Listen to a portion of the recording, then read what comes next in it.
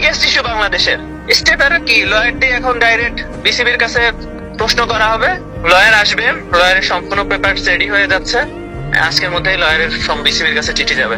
না প্রমাণিত হয় নাই তো, হলে সবাইকে জানাই দিক না, সারা বাংলাদেশের মানুষ জানুক যে আমরা বাটপার, আমরা বেয়াদব, আমরা খারাপ।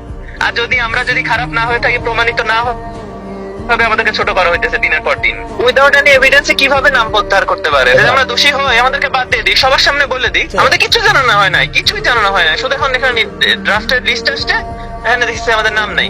ফোন দিছি, কাকেও ফোন ধরে না, সিও ফোন ধরে না, ফাহিম স্যার ফোন ধরে না, মিঠু ফোন ধরে না, বুলবুল স্যার ফোন ধরে না, কেউ ফোন ধরে না। Call you later, unbelievable.